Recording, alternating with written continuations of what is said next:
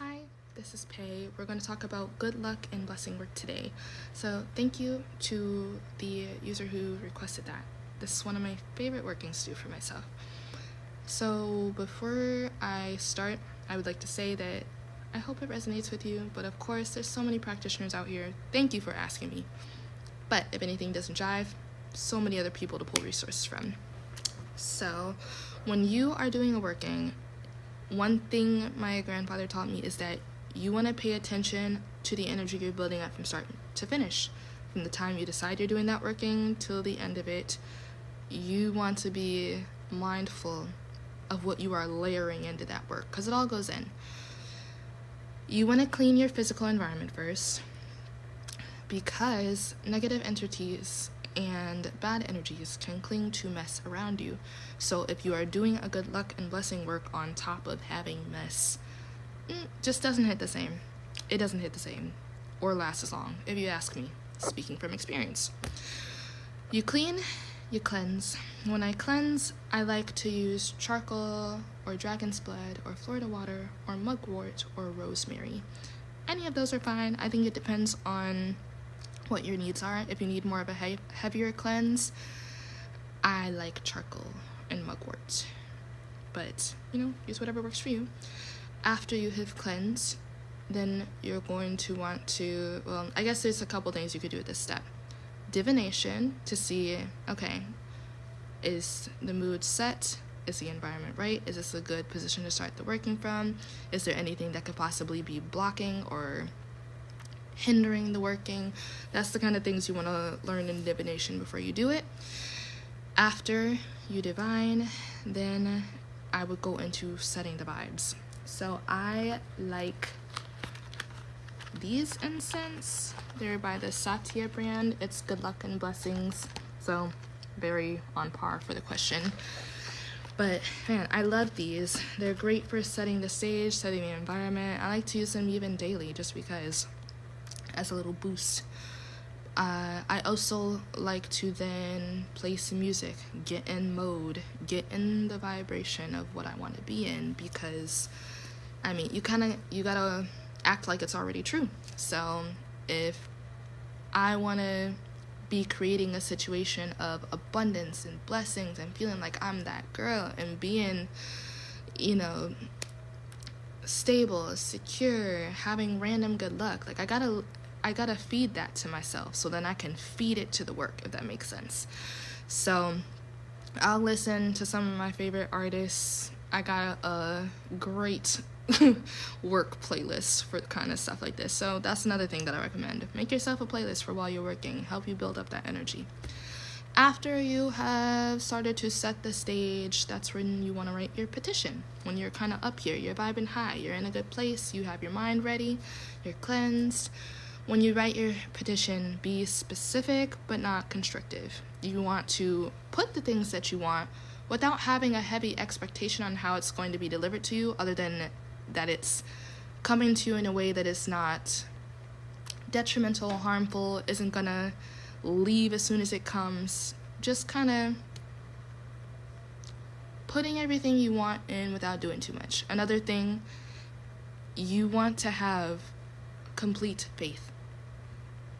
Believe in yourself. That is going to amplify the hell out of your work. Do it like you already know it's happened, because any level of fear and doubt, or when am I doing this right? Is this gonna do what I needed to do? No.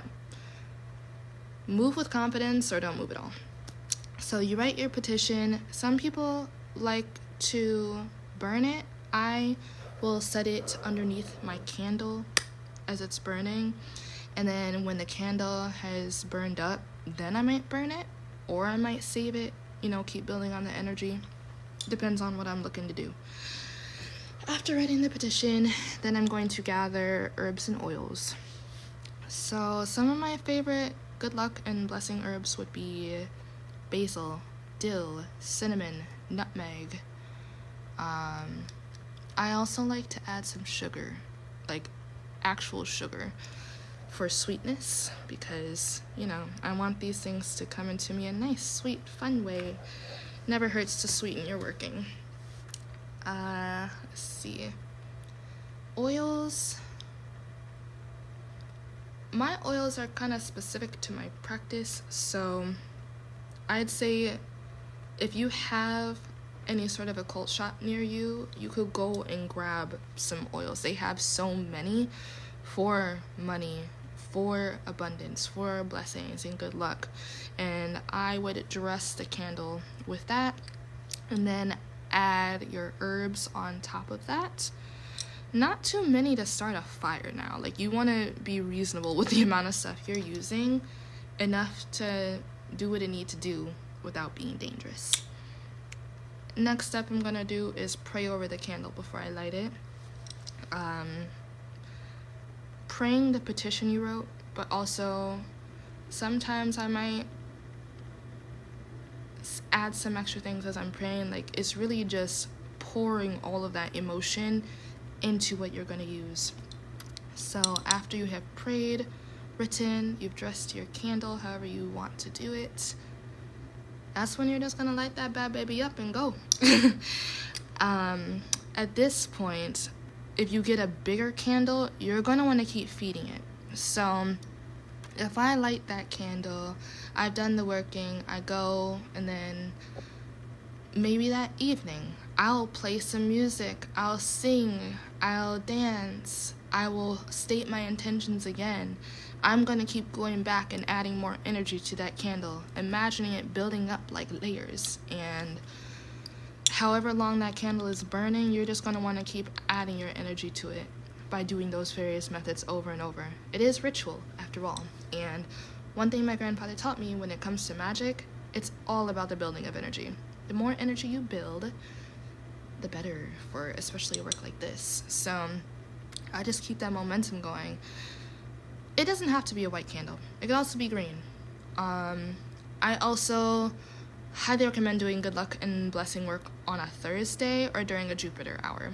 Jupiter rules good luck and blessings. Jupiter rules Thursday. So do with that what you will.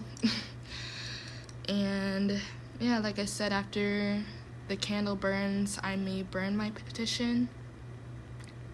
It's up to you. And that's pretty much it.